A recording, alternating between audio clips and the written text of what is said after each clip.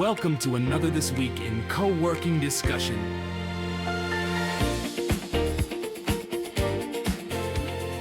What's one thing the co-working world can and should learn from the European market? I believe the co-working market can learn from Europe is diversity, right? I mean, we have so many different markets. Markets are not only intrinsically different in terms of the culture, in terms of the way people work, but also in the current state of their economy, the current state of how successful and how predominant the flex industry is. We have the UK and France that are doing quite well and are quite developed in it.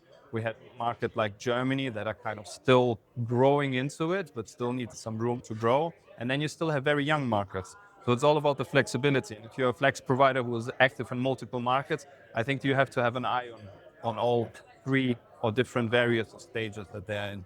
So on the flip side, what do you think Europe can learn from other markets around the world? That's a very good question. What I always appreciated about the US market specifically, because I come from the tech industry, and the US was always kind of on the front run, was all about the speed of execution. It was all about making sure we are the first one to do it and we execute well. That's number one. And I think in Germany or in Europe specifically, we're a little bit behind that. I think we can learn from a couple of counterparts on how to execute properly when it comes to speed. And then the second one is innovation, right? We are in an ever-changing industry. A lot of things are being kind of in question right now. Where is the industry going? How will people work in the future? And I think there the answer needs to be innovation, right? What other solutions can we provide besides just tables and chairs? I think Mindspace is well positioned for that. So because MySpace is a larger operator with locations all over the world, I'm really interested on what your take is on AI agents and different browsers and aggregators. How do you view differentiation in a commoditized marketplace? You've got booking apps and these aggregators and whatnot. So how do you stand out? What's your view on them? Yeah, well, I think it's always important to assess and understand what they are doing. Ultimately, most of the business models, such as aggregators or booking apps, they are run by people as well, right? And it's important for us always to understand what is the vision, what is the business model behind it, how can they help us, and how can we help them? And I think where we've been quite successful in the past is really identifying how to work with who and what kind of relationship to have. I think if we are impressed on a personal level and share the same vision, then it's quite easy for us to cooperate on more. So we're quite open for cooperations in that sense. However, of course, there are cases where we don't see it and then we don't do it. But yeah, in terms of AI agents, that's very interesting because it's a very new field for us. We are also exploring that. We are already implementing it internally in some way or others. I think specifically for sales, this is becoming increasingly important. It's become much easier to find companies that are at a specific stage, whether they're growing or they're downsizing, identifying the right POCs, finding the right ways to contact them.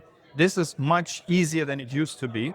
And I think also we need to evolve in this direction. So we need to innovate and be able to really kind of deliver on that front as well. What's the most interesting business model change or evolution that you've noticed, either in the local market or just within the firm overall?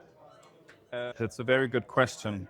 I think, yeah, management agreements are probably the number one trend that we are seeing right now, more and more. Second thing that we are seeing, of course, is that landlords are becoming more and more proactive in this industry. They are kind of sometimes becoming the operator themselves. We see it in London as well. We are now seeing it, for example, in Berlin and in Germany as well, that a lot of landlords are refurbishing their spaces. They also use technology. They also have meeting rooms. They have cinemas. So it's really taking this direction that I think also that landlords realize they need to offer additional space. Now, whether they're going to be successful running them or they need a partner to help them run them is another question. But I think the general trend and the realization that it's not just kind of having a building and providing it to someone, but you need to provide the experience is a positive trend overall. I'm just kind of curious because I've always been fascinated, whether it just be in Germany specific or within the EU.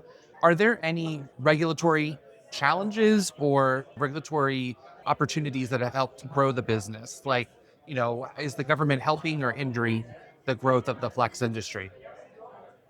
Whew. Tricky one to answer. That's more of a down question, to be honest. I don't think the government, like specifically in the German market, talking to that, the government has really kind of woken up to that. Because what we see as a tendency in general is rent prices still going up, right, for big leases of buildings. However, on the other side, we see average desk rates for the flex industry going down. So there is a gap being created, which kind of threatens the business model to some extent in some areas. And I think this is where the government kind of should be looking and stepping up and kind of seeing, hey, does it actually make sense for the rent to go up at that rate, considering the current economic conditions? But I think there we are still in the early stage. So I wouldn't say politically, regulatory, we're moving in any better direction at the moment. Perfect. That's awesome. Thanks so Cool. much. Perfect. Thank you so much. Brought to you by Syncaroo. Connect your stack and unblock your best people.